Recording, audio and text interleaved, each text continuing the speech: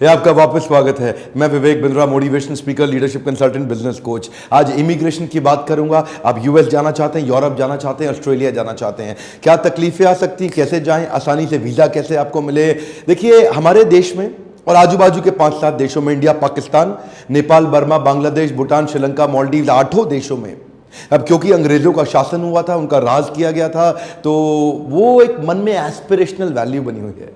हाँ जी, अमेरिका जाना है जी, अमेरिका। अब पूरा पंजाब देखो, कनाडा जाना है, कनाडा जाना है। हाँ, बोले सो निहाल, सत श्री अकाल। देखिए, ध्यान दीजिए। अब अगर आप जाना चाहते हैं, इस वीडियो को ध्यान से देखिए। हमारे देश में यूएस जाना, यूरोप जाना एक स्टेटस सिंबल हो गया है, एक आइडेंटिटी का हिस्सा हो गया है। लगता है कि यहाँ छोटी मोटी नौकरी करने से अच्छा 10-15 हज़ार रुपये, वहाँ लाख 1.5 लाख रुपये मुझे मिल जाएगा। इधर मेरे कर्जे उतर जाएंगे, बड़ी फ्लैशी लाइफस्टाइल हो जाएगी, और अंग्रेजी बोलूँगा, व्हाट्सअप डूड, बहुत सारी ऐसी, बेसिकली एक फ्लॉन्ट करना चाहता है आदमी। तो अगर आप जाना भी चाहते हैं, कोई समस्या नहीं है।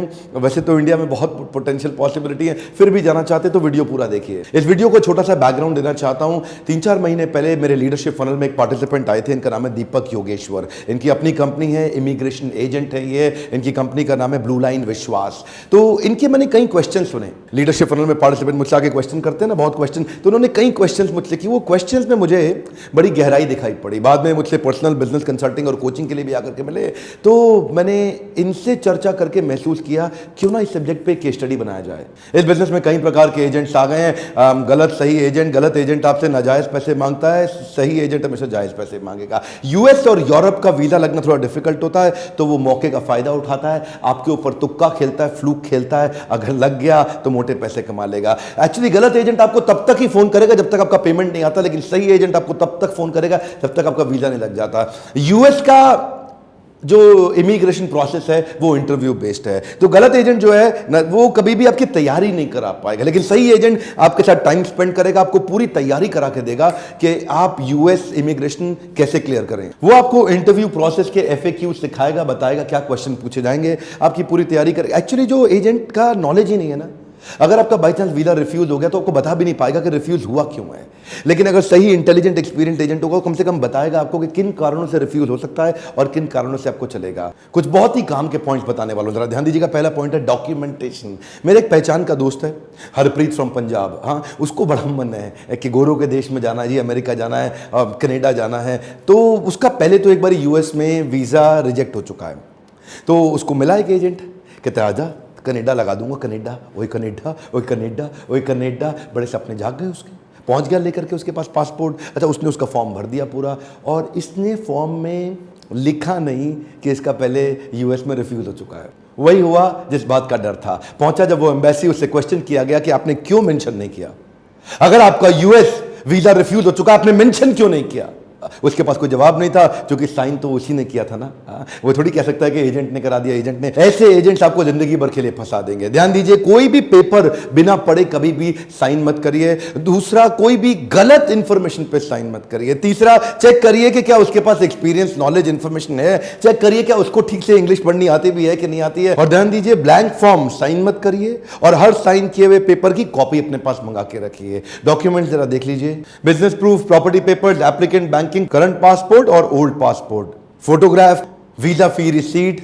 मेरा सेकंड पॉइंट है services offered eight inflated price. US और यूरोप के कई बार नाजायज पैसे मांगे जाते हैं। इसमें क्या है ना, 2 प्रकार की फीस होती है। एक होती है एम्बेसी फी और एक होती है प्रोसेसिंग फी। जो एम्बेसी फी है वो तो उस देश की एम्बेसी के पास अपने आप सुरक्षित रूप से चले जाएगी, और एक होती है प्रोसेसिंग फी जो आपके एजेंट की जेब में जाएगी। अब जितना झोलझाल है वो सारी इस प्रोसेसिंग फीस में है जी। एम्बेसी फी तो सरकारी फीस है, उसकी तो पर्ची मिल जाएगी, वो चली जाएगी। प्रोसेसिंग फीस में आपको जितना काट सकेगा वो काट लेगा। अच्छा, आजकल एक नए फ्रॉड आ गए हैं। ये क्या कहते हैं, मैं आपका यूएस कनाडा वीजा लगा दूंगा। अब यूएस कनाडा सुन करके आपको कुछ और तो समझ आता नहीं। वो कहता है आपको इंडिया से नहीं जा सकते, लेकिन आप इंडोनेशिया से तो जा सकते हो, कंबोडिया से तो जा सकते हो, वियतनाम से जा सकते हो। इंडिया से चांस कम है। इस देश में पहले भेजूंगा, 15 दिन महीना यहां रहना और यहीं से निकलवा दूंगा। आप कहते हो बिल्कुल ठीक है जी, बिल्कुल ठीक है। पैसे कितने लगेंगे? 25 लाख रुपए। वो कोई बात नहीं जी, खेत बेच के आता हूं और दे देता हूं। आप 25 लाख रुपए दे दिए उसको। अगर कोई बोल रहा है कंबोडिया से, इंडोनेशिया से या वियतनाम से, पक्का फ्रॉड है। पक्का फ्रॉड है, क्योंकि इमिग्रेशन के प्रोसेस के अगेंस्ट जाकर के आप लंबा जा ही नहीं सकते। आप जाइए, बहुत केस ऐसे आ रहे हैं, रोज अखबारों में आ रहा है। 15 दिन 1 महीने के बाद आपको फोन करता है, हाँ जी बताओ बताओ बताओ बताओ, उसके बाद कहता है बता रहा हूं बता रहा हूं बता रहा हूं बता रहा हूं, 2 महीना 2.5 महीना 3 महीना, आपके पास पैसा खत्म, राशन खत्म, तेल खत्म, सब खत्म। फिर तो आप कहते हो जी वापसी की टिकट, घर वाले को बोलते हो ओए भेज दे, ओए वापस आ रहा हूं। ये जो है ये फ्रॉड है। ये जो कंबोडिया का नाम ले रहा है ना आपसे, Vietnam, Indonesia, total game fraud है ये। पहले तो ना आप अपनी जमीन जायदाद ना बेचो सर, पहले सस्टेनेबिलिटी फिर स्केलेबिलिटी, पहले सर्वाइवेबिलिटी उसके बाद ग्रोथ आती है, और उसके बाद चेक करो कौन सा वीजा एप्लीकेबल है आपके लिए। आप स्कूलिंग वीजा से जा सकते हैं, आप टूरिस्ट वीजा से जा सकते हैं, आप फार्मिंग वीजा से जा सकते हैं, आप कोई स्किल ओरिएंटेशन जॉब के वीजा से जा सकते हैं, वो चेक करो। ये जो स्कूलिंग वीजा है ये मैंने दीपक योगेश्वर के साथ ही देखा, इनकी अपना जो फेसबुक का प्रोफाइल है वहां पे इन्होंने वीडियो भी डाला था इसके विषय में। क्या स्कूलिंग वीजा में ना लगता इसलिए नहीं है, 1-2% चांस भी नहीं है लगने के। ये तो ये बोल रहे थे, दीपक तो कहते हैं कि अगर किसी का लग जाए तो मैं उसको कैश इनाम दूंगा। ਜਿਹੜਾ ਵੀ ਸਕੂਲਿੰਗ ਵੀਜ਼ਾ ਜਿਹਦਾ ਵੀ ਪੰਜਾਬ ਤੋਂ ਲੱਗਿਆ ਪਿਛਲੇ 1 ਮਹੀਨੇ 'ਚ ਉਹਦੇ ਵੱਲੋਂ ਉਸਨੂੰ मैं 2100 रुपए सगन देना चाहना है। होता क्या है कि एक आदमी की टोटल इनकम ही 50,000 रुपए महीना है, और वो जाता है जी, ओ जी ऐसा है जी मेरे बेटे का एडमिशन करा दो कनाडा में स्कूल में, और इसको पढ़ाने भेजेंगे, और इसका ध्यान रखने के लिए मैं आऊँगा, और मेरा ध्यान रखने के लिए मेरी बीवी आएगी, और हम सबका ध्यान रखने के लिए हमारे माँ बाप भी आएंगे, उनका भी हम ध्यान रखेंगे हमारा, और पूरा टब्बर आएगा जी। अब वो जो है ना इमिग्रेशन की टीम देखती है, और ये ऐसा है जी इस आदमी की तो 50,000 रुपये महीने की टोटल इनकम है, और वहाँ 5 लाख रुपए महीने की फीस है स्कूल की, और ये कैसे करेगा जी, तो कर ही नहीं सकता। वो रिजेक्ट करे तो पूरा टब्बर लेके आ गया है जी, मैं जाऊँगा जी बच्चे को पढ़ाने के लिए, पूरा खानदान जा रहा है। एक्चुअली ये फ्रॉड एजेंट होता है, ये आपसे करा देता है। फिर फार्मिंग वीज़ा, वो कहता है जी फार्मर बन के चले जाओ, आप किसान हो, वो खेत बेच आओ, मेरे को पैसे दे दो, आपको फार्मिंग वीज़ा। मैंने कनाडा की ऑफिशियल वेबसाइट पर देखा, एक्चुअली क्या है, लोग पढ़े लिखे नहीं हैं, उनको बस शौक है, ओ है बड़ी बड़ी गाड़ियाँ, ओए गोरी अंग्रेज में बिना देखे जाते हैं। आप देख तो लो पहले, $3 लाख का इन्वेस्टमेंट है, आपके पास है ही नहीं जी 3 लाख, आपके पास 3 लाख रुपए ही नहीं है, $3 लाख कहाँ से लेके आएंगे आप। और दूसरा उसके बाद कहता है जी आपकी $5 लाख की नेटवर्थ भी चाहिए। ये 2 तो मिनिमम रिक्वायरमेंट नहीं, अगर आप क्वालिफाई नहीं कर रहे, वेबसाइट के अब जो उनकी जो नॉर्म्स हैं वो पूरे ही नहीं कर रहे, तो क्यों अप्लाई कर रहे हैं। अच्छा, अगला है वर्क परमिट का वीजा। ये जो वर्क परमिट का वीजा है इसमें भी कई सारी चीजें। पहला तो जो आपकी नौकरी लगवा रहा है उसके पास एक रिक्विजिट रिक्वायर्ड सरकारी लाइसेंस होता है, वो है या नहीं है, मैं उसके बारे में बताऊंगा। पर लेकिन दूसरा एक नया फ्रॉड आ गया जी। वो फ्रॉड क्या कहता है कि आपको अभी तो कुछ देना ही नहीं मुझे, आपको तो बस खाली अपने मेडिकल टेस्ट का, अपॉइंटमेंट लेटर का और कुछ बेसिक एक्सपेंसेस का पैसा देना है। जब आपकी नौकरी लग जाए अमेरिका में, आप जाके सेट हो जाओ, तनख्वाह 2-4 जेब में आ जाए, तब भेज देना। तो आप कहते हो जी तो बड़ा अच्छा आइडिया है जी। वो अखबार में लगातार ऐड निकालते हैं इस तरह से, और इस तरह 3-4 महीने तक बहुत सारे लोगों को बुलाते हैं और उनका मेडिकल टेस्ट कराते हैं। और जिस डॉक्टर से मेडिकल टेस्ट कराते हैं वो एम्बेसी का एम्पैनल डॉक्टर होता ही नहीं है, वो उनका प्राइवेट डॉक्टर है। वो टेस्ट करा के रिपोर्ट भी देगा बाकायदा आपसे, लेकिन टेस्ट कराने के बहाने आपसे 5 से 10 हज़ार रुपये ले लेंगे। अजी सारे टेस्ट होंगे, वो टेस्ट होगा 500 रुपए का। और इस तरह अगर वो टेस्ट के नाम पे 10-10 हज़ार रुपये 1,000 लोगों से ले गया अगले 2-3 महीने के अंदर, तो 10,000 मल्टीप्लाइड बाई 1,000, 1 करोड़ रुपया हो गया उसका। तो उसके तो ऐड का खर्चा भी निकल के आ गया, ऑफिस का खर्चा भी निकल गया, मेडिकल टेस्ट का खर्चा भी निकल के आ गया, नोट छापे अपना रातों रात गायब हो गया। और दूसरी तरफ एम्प्लॉयबिलिटी अगर वो जनरेट करके आपको दे रहा है, तो प्रोटेक्टर जनरल ऑफ इमिग्रेंट्स का एक लाइसेंस होता है। Government of India, ministry of overseas Indian affairs एक सर्टिफिकेट देती है रूल 10(2) का।